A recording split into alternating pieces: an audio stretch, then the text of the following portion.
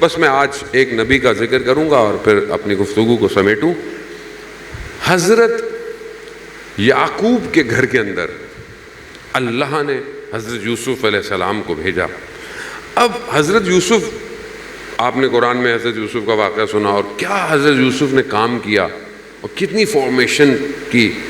وہیں پر حضرت یعقوب کے گھر کے اندر ہی ان کی اولاد کے اندر اس جو دوسرا سسٹم تھا اس نے اپنے آپ کو ڈالا. کیوں؟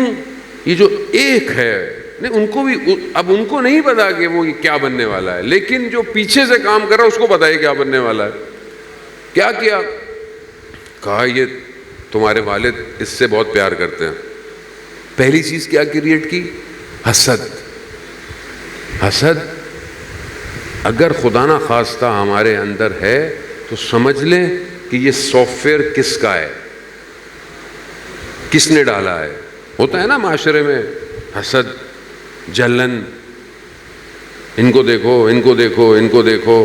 کوئی کسی کی تعریف کر رہا ہو تو میں آپ کو تو نہیں کہہ سکتا، میرے سامنے کسی کی تعریف کی جائے میں کتنی دیر برداشت کروں گا؟ دوست برداشت نہیں کرتے آج کل. اور مولانا کے آگے آپ مولانا کی تعریف کریں، مولانا صاحب کیا ماشاءاللہ وہ کیا مجلس پڑھتے ہیں اور دیکھیں اور یہ وہ، تو تھوڑی دیر میں اندر سے آواز آئے گی بھائی میری بھی مجلس سن لو. تو یہ یعنی حسد بہت خطرناک ہے، بہت خطرناک. یعنی شیطان نے ایسا سافٹ ویئر ہے کہ جہاں انسٹال کرتا ہے تو برباد کر دیتا ہے. ایسا حضرت یوسف کے بھائیوں میں ڈالا کہ لے گئے بابا ہمیں دیتے ہیں. اچھا بابا کو بھی پتا تھا ان کا، وہ بھی نبی ہیں اللہ کے، وہ بھی جانتے ہیں، لیکن وہ لے گئے. کیا کیا؟ مار دو. وہ تو سوچیں کہ ایک بھائی اچھا تھا. اور یہاں پر ایک بہت امپورٹنٹ نقطہ ہے قرآن میں سے، علماء نے بیان کیا ہے، تو میرا نہیں ہے کوئی، علماء نے بیان کیا ہے، بہت امپورٹنٹ ہے کہ جہاں ہم لوگ آج کل اپنی زندگی میں سمجھتے ہیں نا مولانا صاحب کیا مشورہ دیں ان کو، سنتا ہی کوئی نہیں ہے، گھر میں کوئی نہیں سنتا، خاندان میں کوئی نہیں سنتا، مثلا محلے میں کوئی نہیں سن رہا، کیا فائدہ مشورے کا؟ نہیں، ایک مشورہ تھا نا، باقی تو سارے خلاف تھے، سب نے کہا مار دو. ایک نے مشورہ دیا، اگر وہ بھی نہیں دیتے تو کیا ہوتا؟ تو ہوتے حضرت یوسف. نہیں، ایک مشورے نے حضرت یوسف کو عزیز مصر بنا دیا. ایک مشورے نے کہا مارو نہیں، کنویں میں ڈال دو، کنویں میں ڈال دو، ڈال دیا.